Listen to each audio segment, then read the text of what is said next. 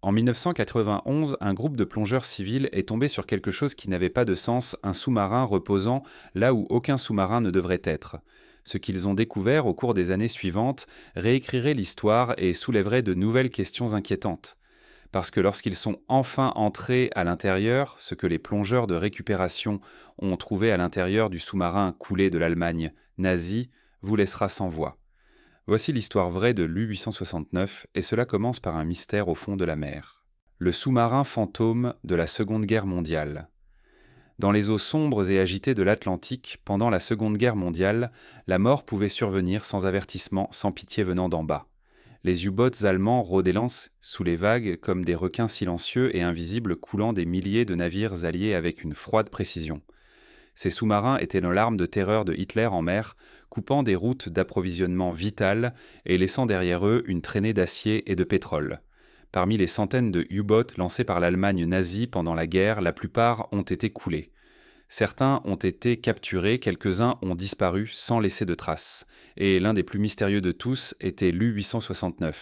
Lancé en 1943, l'U-869 était un sous-marin de type 9C-40, l'un des plus grands sous-marins à long rayon d'action, construit par la Kriegsmarine. Mesurant près de 250 pieds de long et équipé de 6 tubes de torpilles, il était conçu pour traverser l'Atlantique et frapper des navires ennemis profondément dans les eaux contrôlées par les Alliés. Sa mission perturbère, détruire, disparaître. L'U-869 était commandé par le capitaine Helmut Neuerberg, un officier naval chevronné.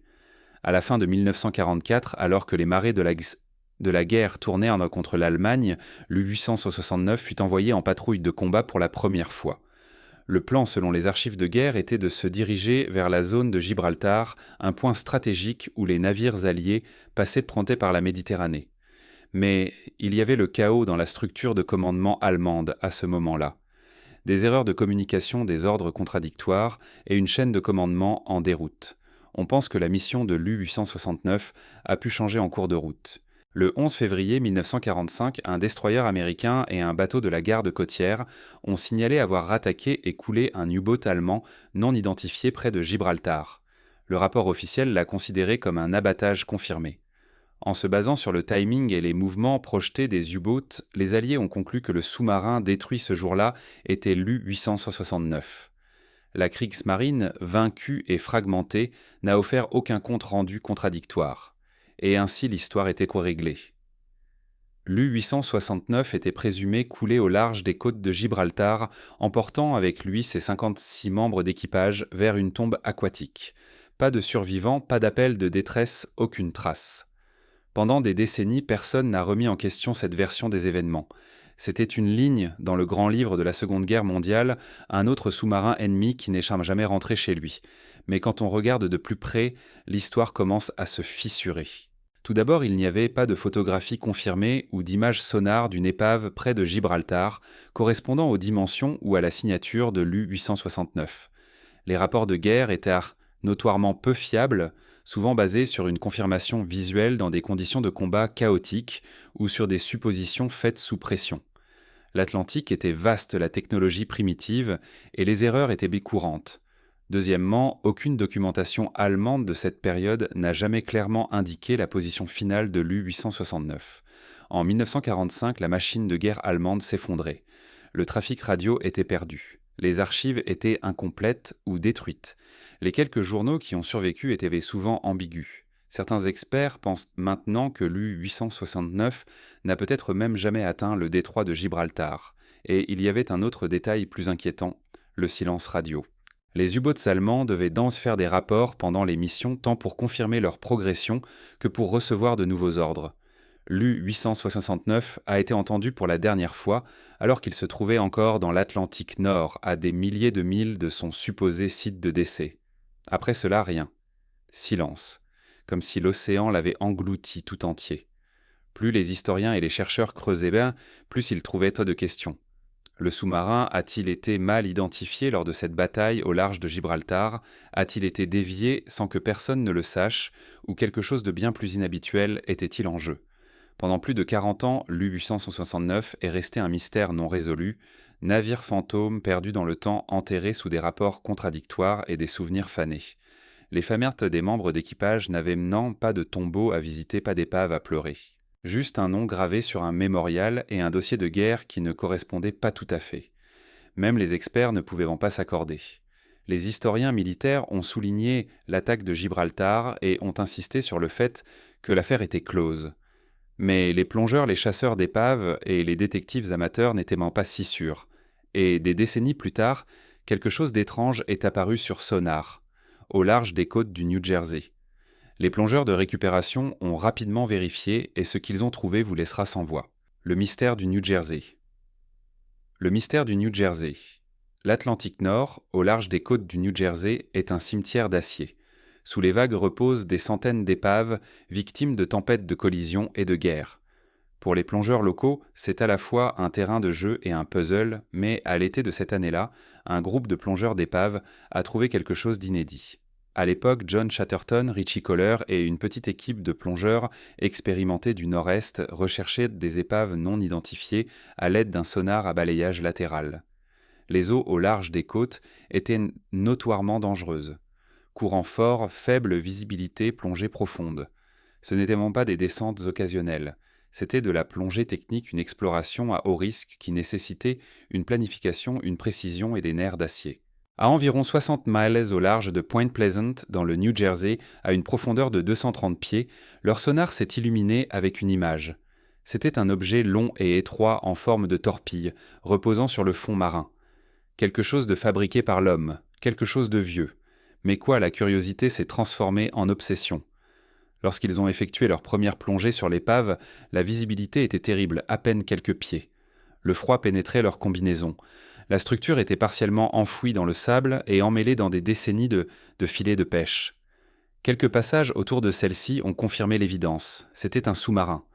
Un grand. Et il n'était pas censé être là. Il ne pouvait même pas voir de numéro de coque ou de marquage au début. Il n'y avait pas de plaque nominative, pas de drapeau, rien qui indiquerait quel vaisseau c'était. La structure était gravement endommagée, sa tour de contrôle partiellement effondrée et sa coque extérieure fissurée. Elle rouillait lentement dans l'oubli. Était-elle américaine, russe, allemande? Personne ne le savait. Et c'est à ce moment-là que les plongeurs lui ont donné un surnom Yoo-hoo. Yoo-hoo était une énigme qui défiait la logique. Aucun sous-marin connu de l'époque de la Seconde Guerre mondiale n'avait été enregistré comme perdu près de cet endroit. Et pourtant, le voilà reposant silencieusement sous les vagues depuis près d'un demi-siècle. L'équipe de plongée a commencé une série d'expéditions de retour. Ce ne furent pas des plongées rapides.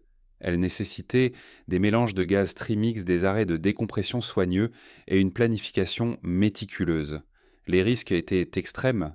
Les plongeurs pouvaient souffrir de narcose, à l'azote, de toxicité, à l'oxygène ou pire encore des accidents de décompression.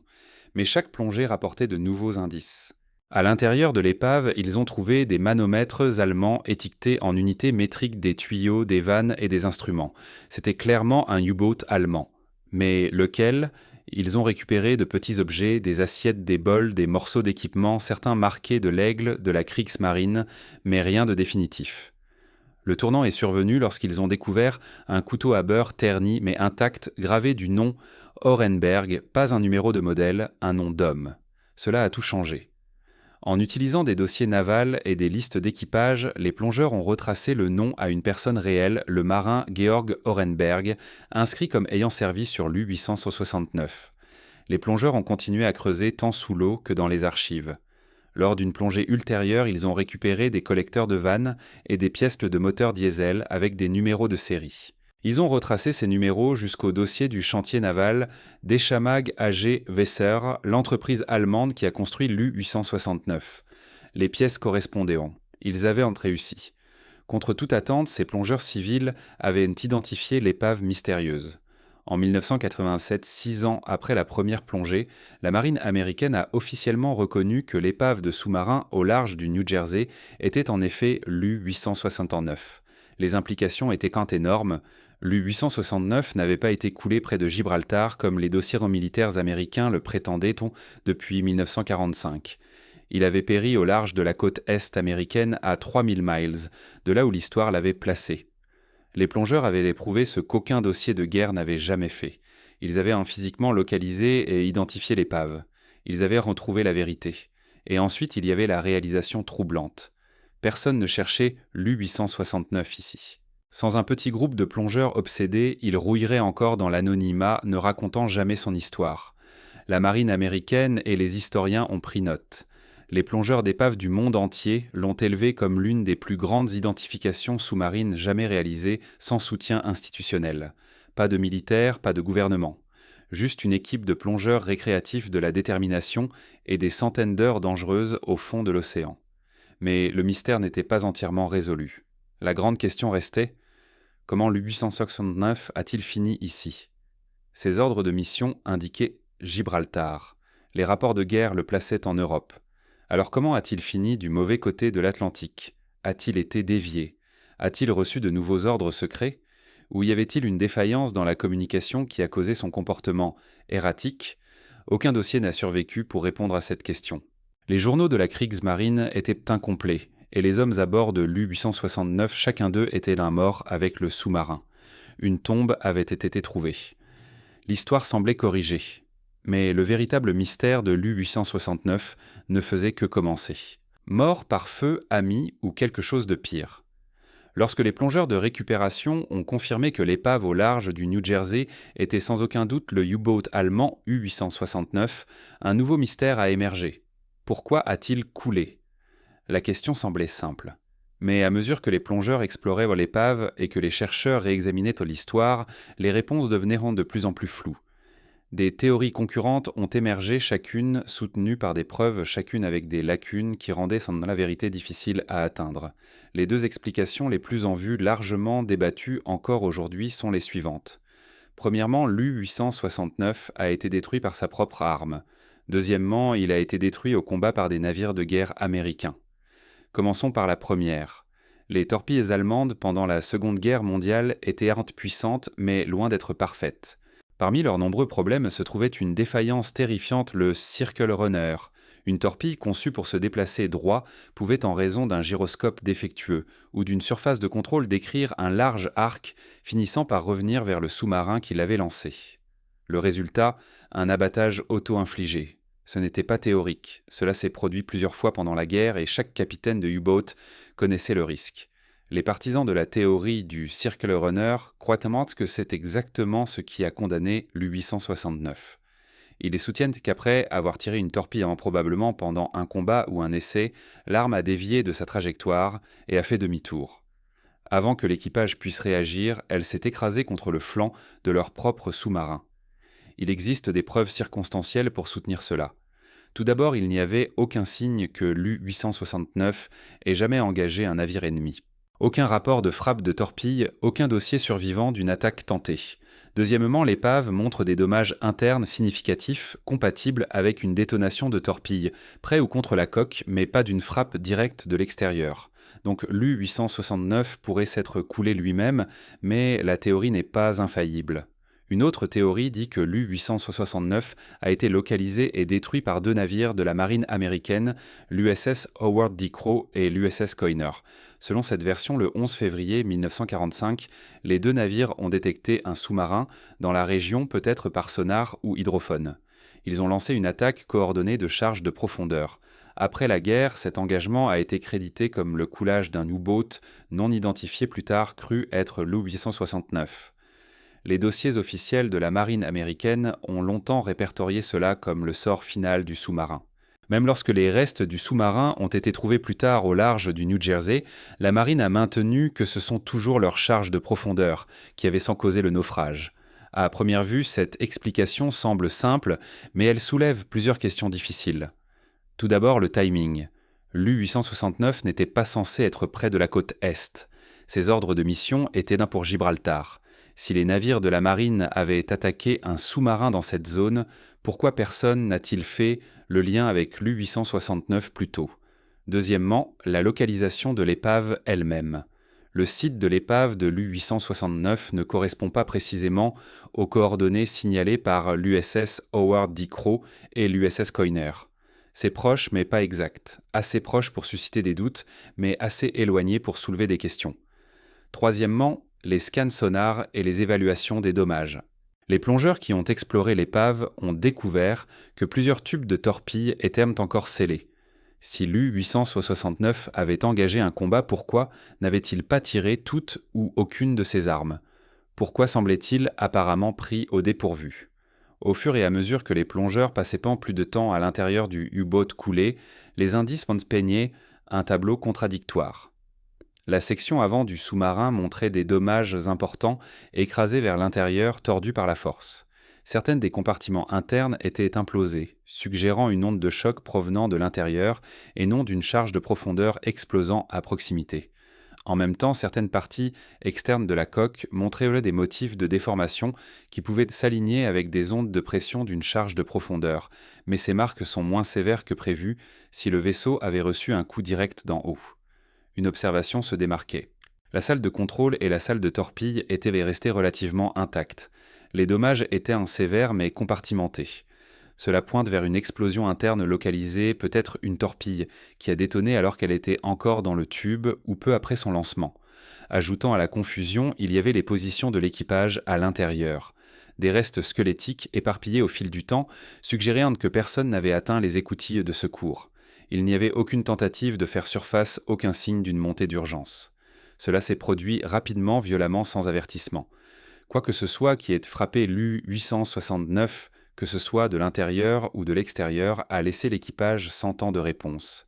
Ajoutant au mystère est le fait que les dossiers militaires de l'époque sont incohérents.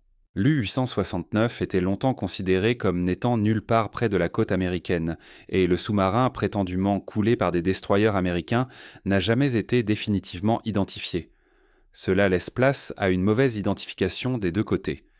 Peut-être que l'USS Howard D. Crowe et l'USS Coiner ont bien coulé un U-boat, mais pas l'U-869. Peut-être que l'U-869 était déjà parti à ce moment-là, tué par une torpille défectueuse quelques jours plus tôt. Ou peut-être que les deux théories sont fausses. Vous voyez, il y a aussi la possibilité que l'U-869 ait été envoyé en mission classifiée avec des ordres déviés jamais officiellement enregistrés. Cela expliquerait son emplacement inattendu et son silence radio. Cela pourrait également expliquer le secret qui entourait sa découverte, même des années après que l'épave ait été trouvée.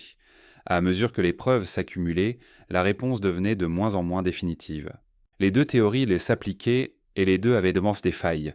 La mort de l'U-869 était toujours une affaire froide. Un détail qui hantait les plongeurs était que les tubes de torpille étaient encore scellés. Si le sous-marin avait engagé un combat, pourquoi n'avait-il pas tiré? S'il a été coulé par un Circle Runner, où est le dossier de lancement? Et s'il a été attaqué, comment aurait-il pu être pris avec ses armes inutilisées? L'idée que l'U-869 a été détruit avant d'avoir tiré un seul coup rend toute l'histoire encore plus tragique. Il a parcouru des milliers de milles sous le couvert, seulement pour mourir dans le silence, incapable même de riposter. Cela ajoute également du poids à une dernière pensée troublante. Que faisait-il au large de la côte américaine en premier lieu? Cette question, celle à laquelle personne ne pouvait répondre, aurait enfin un indice de la manière la moins attendue, car juste au moment où ils pensaient que le mystère ne pouvait pas aller plus loin, ils ouvrirent un compartiment scellé. Les chambres caches. Pendant des années, les plongeurs avaient exploré l'épave de l'U-869 avec le même ensemble de risques et de limitations. Profondeur, courant, visibilité tout là-bas, jouaient contre eux. Mais à la fin de 2024, avec un équipement plus récent et une planification de plongée plus précise, une section du sous-marin longtemps considérée comme inaccessible a finalement été atteinte. Croyez-nous, ce que les plongeurs de récupération ont trouvé à l'intérieur du sous-marin nazi-allemand vous laissera sans voix. C'était un compartiment scellé, effondré par endroits, corrodé, presque fermé par la pression et le temps.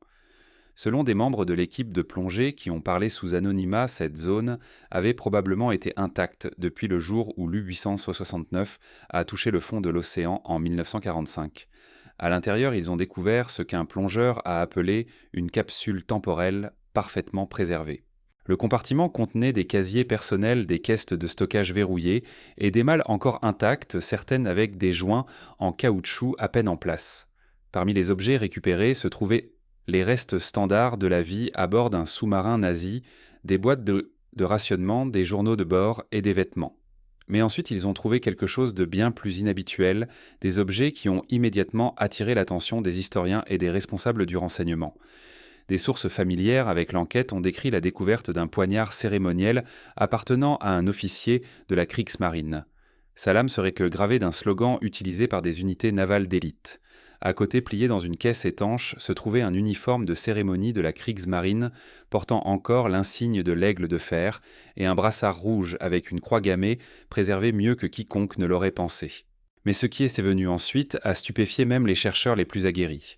Enfouis sous des couches de documents scellés enveloppés dans du tissu huilé se trouvait une boîte de souvenirs nazis, y compris un drapeau à croix gammée plié avec précision militaire.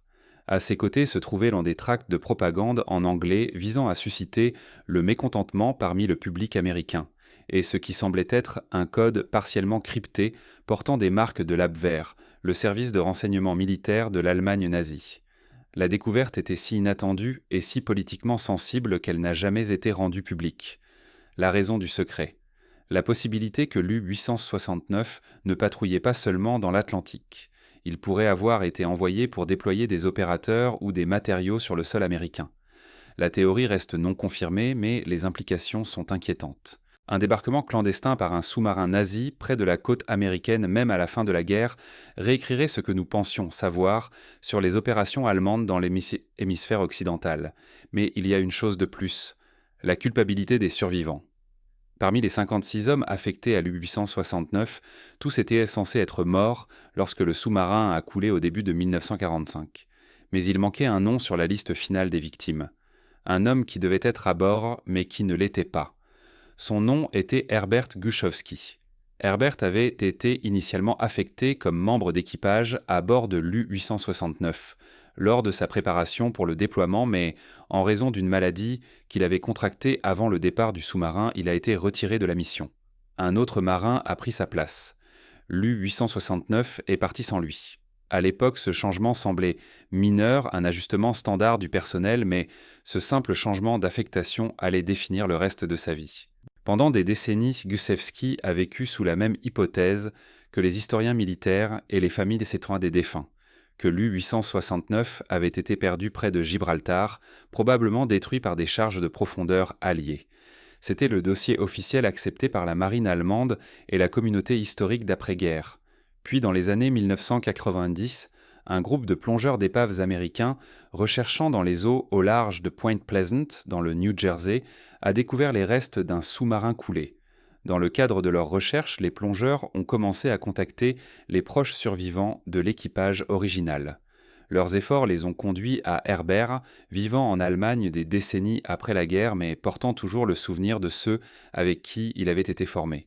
Selon le plongeur et chercheur Richie Kohler, Herbert était initialement sceptique lorsqu'on lui a dit que l'U-869 avait été trouvé non pas au large de l'Espagne, mais au large de la côte est des États-Unis. La nouvelle contredisait directement ce qu'on lui avait dit et ce qu'il croyait depuis plus de 50 ans, mais les preuves étaient indéniables. Les plongeurs ont présenté des photos d'objets récupérés de l'épave, y compris des effets personnels des composants techniques, et même un couteau gravé du nom de Georg Orenberg, l'un des membres d'équipage que Herbert avait connu.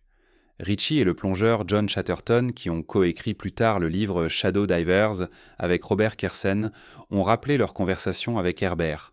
Il a confirmé que le Orenberg, identifié par la gravure du couteau, avait bien servi sur l'U-869. Il se souvenait également de la formation de l'équipage et de l'atmosphère dans les dernières semaines avant le départ du sous-marin. Sa maladie l'avait empêché de naviguer avec l'équipage. Ce n'était pas un événement dramatique, pas de décision de dernière minute, pas de contournement de commande, juste une question d'aptitude médicale. Il avait été remplacé et le sous-marin était parti en mer sans lui. Lorsqu'on lui a demandé ce qu'il pensait de la découverte, Herbert était apparemment ému, mais calme. Il a reconnu la étrange fortune qui avait épargné sa vie et exprimé sa tristesse pour la perte de ses anciens camarades. Il ne cherchait pas de publicité, il ne donnait pas d'interviews longues, mais il a correspondu avec les plongeurs et les auteurs qui ont travaillé sur l'histoire de l'U-869. Ses souvenirs ont aidé à vérifier les identités de l'équipage et ont confirmé les dossiers historiques du côté allemand, fournissant des informations précieuses sur la composition finale de l'équipage du sous-marin. Herbert est décédé en 2005 et il n'a jamais découvert la chambre scellée. Ou peut-être le savait-il déjà, mais ne voulait-il pas en parler ? Que pensez-vous ? Faites-le nous savoir dans les commentaires.